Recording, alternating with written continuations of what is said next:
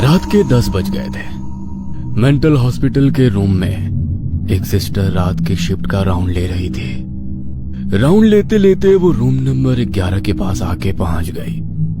Sister ने धीरे से दरवाजा खोला। अंदर बेड पे 27 साल की एक खूबसूरत सी लड़की दीवार को एकटक देख धीमी आवाज में कुछ फुसफुसा रही थी। उसे देख सिस्टर को थोड़ा अजीब लग रहा था। कमरे के अंदर जाने के लिए उसके पैर जैसे मना कर रहे थे।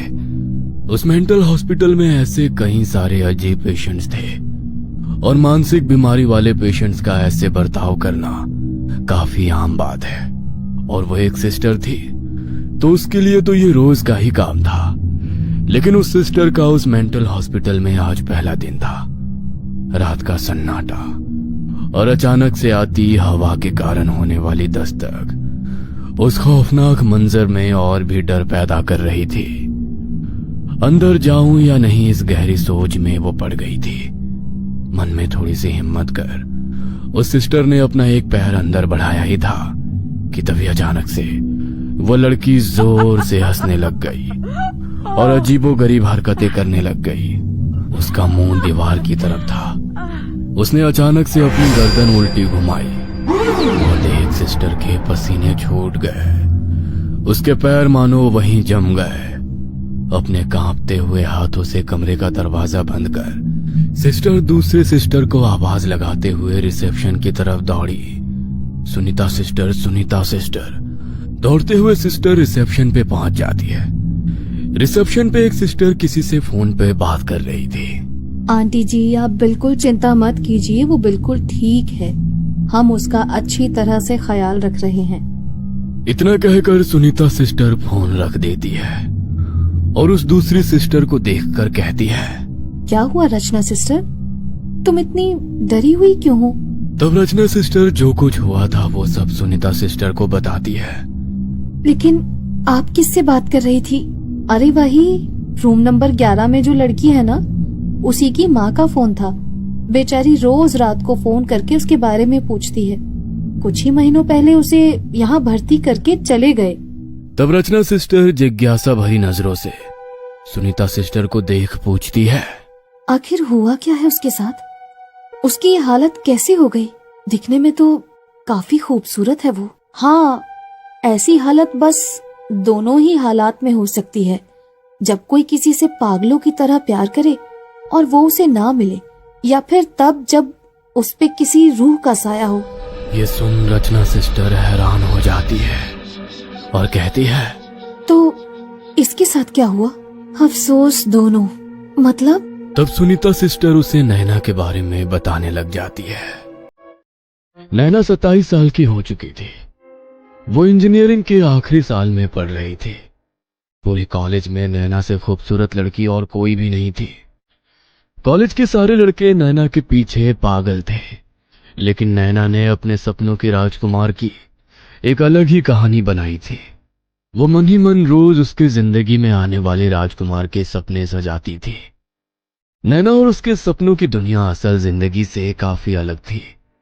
नैना अक्सर खुद से ही बातें करती और कभी कभी जोर से हंसती। उसको देख उसके माँ और पापा बहुत परेशान थे। उनकी बेटी की शादी की उम्र हो गई है और अब उसके लिए कोई अच्छा सा लड़का ढूंढना चाहिए, ऐसा उन्हें महसूस होने लगा। और उन्होंने कई सारे रिश्ते भी नैना के लिए लाए, लेकिन नैना हर रिश्ते के लिए मना कर देती, ये कहकर कि वो लड़का उसके सपनों के राजकुमार जैसा नहीं है जैसा उसने सोचा है। काफी सारे रिश्तों को बार बार मना करने के कारण नैना के लिए रिश्ते आने अब बिल्कुल ना के बराबर हो गए थे। इस बात से नैना के माँ और पापा बहुत परेशान थे, लेकिन नैना इस बात से बिल्कुल अनजान अपनी ही सपनों की दुनिया में मगन थी। रात का समय था।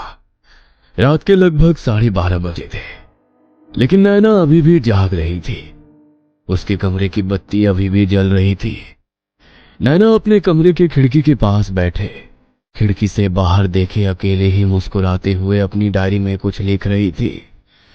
उसे अक्सर डायरी लिखने की आदत थी। उस डायरी में उसने अपने होने वाले लाइफ पार्टनर के बारे में सब कुछ लिखा था। वो डायरी नैना के दिल के बहुत करीब थी, इतनी कि नैना की जान उसमें बस गई थी। वो मुस्कुराते हुए उस डायरी में कुछ लिख रही थी। नैना की यह हरकतें उसके माँ और पापा के लिए कुछ नई नहीं थी, इसलिए वो इस बात की तरफ ज्यादा गौर नहीं करते थे। अगले दिन नैना कॉलेज जाती है। आज नैना का 27वां जन्मदिन था। वो आज अपनी डायरी भी साथ ले आई थी। नैना के दोस्तों ने नैना का जन्मदिन काफी बढ़िया से मनाया। उसके ग्रुप में नैना की सबसे अच्छी दोस्त निशा और अभी कुछ महीने पहले ही दोस्ती हुए नए दोस्त ईशान और जतिन थे। दोनों मनी मन नैना को पसंद करते थे, लेकिन ये बात दोनों ने अभी तक नैना से नहीं कही थी और ना ही एक दूसरे से। उस दिन नैना कॉलेज की लाइब्रेरी में अपनी डायरी में कुछ लिख रही थी और तभी अचानक उसे अपनी माँ का फोन आया। वो जल्दी जल्दी अपनी डायरी वहीं भूल गई। जतिन ने वो डायरी उठा ली और किसी का ध्यान नहीं है ये देखते हुए वो डायरी फटाक से अपने बैग में डाल ली। घर आके जतिन ने नैना की डायरी पढ़ना शुरू किया। जतिन एक एक पन्ना पढ़ता जा रहा था। वैसे वैसे उसके माथे पर एक शिकन सी आ रही थी और उसकी आंखों में एक अलग ही भाव दिख रहा था। रात के लगभग 1 बज गए थे। जतिन ने वो डायरी पूरी पढ़ ली और चेहरे पर एक टेढ़ी मुस्कान लिए वो डायरी को टेबल के साइड पे रखकर सो गया। उधर नैना के कमरे की बत्ती अभी भी जल रही थी, लेकिन अजीब बात यह थी कि आज नैना बहुत परेशान थी। उसका कमरा पूरा बिखरा पड़ा था और वो पागलों की तरह अपनी डायरी ढूंढ रही थी। कमरे से आती आवाजों के कारण उसकी माँ की नींद खुल गई और वो नैना के कमरे के पास आ गई और उसके कमरे के दरवाजे पे ठक ठक की और पूछा, नैना, नैना तो ठीक तो है ना? पर नैना का कोई जवाब नहीं आया।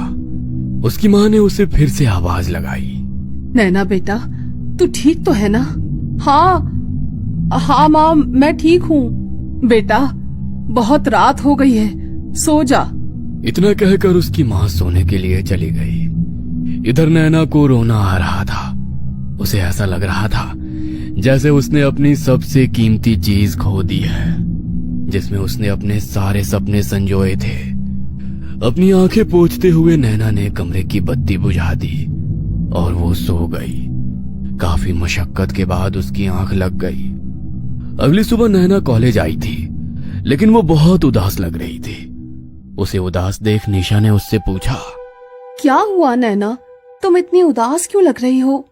निशा, मेरी वो डायरी तुम्हें याद है जिसमें मैं अपनी सारी बातें लिखती थी? वो कहीं खो गई, मुझे नहीं मिल रही। ईशान वहीं खड़ा था। उतने में जतिन वहां आ जाता है। जतिन को देख नैना की आंखें फटी की फटी रह जाती है। जतिन ने वैसे ही कपड़े पहने थे जैसे नैना ने डायरी में लिखा था। जतिन को देख नैना उसकी तरफ आकर्षित होने लगी थी। एक तरफ उसे डायरी खोने का गम था, लेकिन दूसरी तरफ उसे अपने सपनों का लाइफ पार्टनर मिलने की खुशी भी हो रही थी। जतिन ने आके नैना को शादी के लिए प्रपोज किया और जतिन की तरफ आकर्षित हुई नैना ने उससे हाँ कर दी। नैना और जतिन दोनों बहुत खुश हो गए, लेकिन ईशान के चेहरे पर बिल्कुल भी खुशी नहीं थी। उसका तो मानो दिल ही टूट गया था, लेकिन वो वहीं चुपचाप खड़ा सब देखता रहा। दिन ब दिन जतिन के प्यार का जुनून बढ़ता चला गया। वो नैना के प्यार के लिए पागल होने वाली हरकतें करने लगा। वो किसी को नैना के पास आने नहीं देता था, यहां तक कि उसने निशा को भी नैना से दूर कर दिया। एक दिन तो हद हो गई। जतिन ने ईशान के साथ मारपीट कर दी। जतिन नैना के प्यार के लिए अजीबोगरीब हरकतें करने लगा। कभी अपने पूरे शरीर पर नैना का नाम खून से लिखता, तो कभी अपने खून से लिखे लव लेटर्स नैना को भेजता। नैना को भी अब जतिन के ऐसे बर्ताव से डर लगने लगा था।